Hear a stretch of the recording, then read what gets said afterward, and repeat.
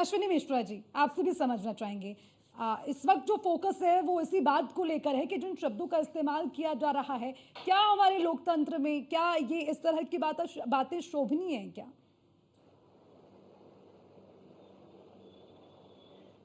जो प्रवक्ता है उनको भी सुना और हमारे सौरभ देव भाई मित्र उनको भी सुना।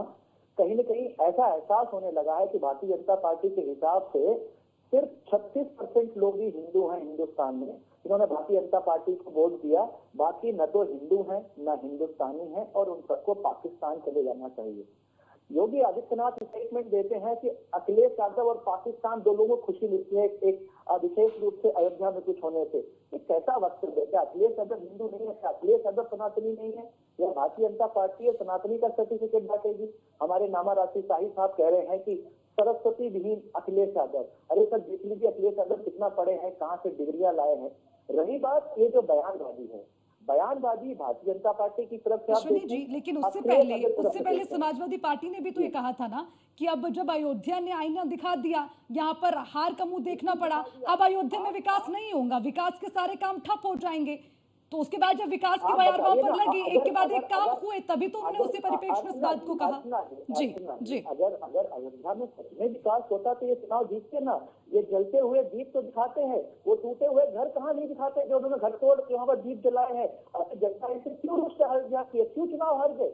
इनको खुद तो आत्मचिंतन करना नहीं है, इनको घूम फिर के सारी राजनीति धर्म पे लेके आनी है, पाकिस्तान पे लेके आनी है, सनातन पे लेके आनी है। रही बात शब्द की, मठाधीश शब्द, ये बहुत ही कॉमन स्लैंग है। हम लोग मठाधीश भी बोलते हैं, चौधरी भी बोलते हैं कि तुम काहे चौधरी बन रहे हो, काहे मठाधीश बन रहे हो। अरे आप बोलिए चलेगा, बच्चे बोले कॉलेज के चलेगा, एक पूर्व मुख्यमंत्री थोड़ी ना बोल सकते हैं। वो एक संवैधानिक पद पर रह चुके हैं, एक बड़ी पार्टी के नेता हैं। आपको इतना तो समझ होनी चाहिए कि आप एक तो सनातन का अपमान भी कर रहे हैं, अब यहाँ पर आ गए आप जो है उनको बताने के लिए कि नहीं उन्होंने कुछ गलत नहीं बोला। कमाल करते हैं भाई साहब, कम से कम गलतियों को स्वीकार अखिलेश यादव जी ने कर लिया और आप यहाँ बैठ करके उनको संरक्षण देने के लिए बैठ गए। मैं बोल रहा हूँ कि वो स्लैंग है, मठाधीश बहुत ही कॉमन स्लैंग है जो उन लोगों के लिए उपयोग किया जाता है। मठाधीश एक उपाधि होती है हिंदू धर्म में, आपको समझना पड़ेगा। जो चारों शंकराचार्य थे अपनी अपनी पीठ के, उनको मठाधीश की उपाधि दी गई थी। ना सनातन का पता नहीं है तो पढ़ के आइए ना सुनी जी। अरे सनातन का धर्म के बारे में अगर जानकारी नहीं है तो थोड़ा सा लेके बैठिए। ये कॉलेज के लड़कों की डिबेट नहीं हो रही है यहाँ पर चैनल पर कि आप कॉलेज के लड़कों की तरह बात करेंगे कि हम चौधरी बोल देते हैं मठाधीश। इतना हल्की बात मत करिए। मठाधीश जो चारों मठ थे, जो चारों शंकराचार्य थे, उनको एक मठाधीश की संज्ञा दी गई थी। वो मठाधीश के रूप में जो पूजे जाते थे। सनातन धर्म के लिए एक बहुत बड़ा पद होता है मठाधीश। और जब महत्वपूर्ण पद पर कोई बैठा आदमी इस तरह की बात करेगा तो सनातन धर्म के साधु संत तक वो बात जाएगी और किसी की आस्था को ठेस पहुंचेगा। उत्तर प्रदेश में, बनारस में, अयोध्या में, मथुरा में तमाम जगह ऐसी है जहां पर धार्मिक लोग रहते हैं। किसी की भी धर्म की भावना से नहीं चलना चाहिए, चाहे वो हिंदू धर्म है चाहे कोई हो। लेकिन लगातार अखिलेश यादव जी इस धर्म के खिलाफ बोलते हैं, सनातन धर्म पे आप लोग टिप्पणियां करते हैं।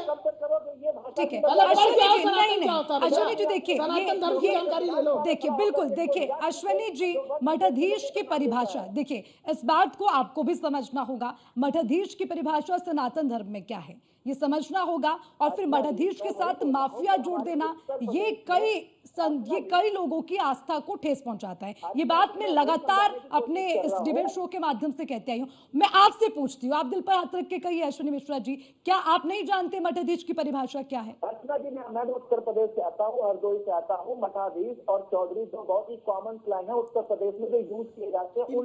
अर्चना जी मैं जवाब दे दूं क्या? अश्विनी जी ठीक है अनूप जी, मैं आपके पास आती हूँ वापस। अश्विनी जी नहीं, ऐसे नहीं होता। देखिए जिन शब्दों के साथ किसी की आस्था जुड़ी है आप उसे यूं ही मजाक में ले लें, हंसी ठिठोली में ले लें, कहावत में ले लें, गलत है, गलत है।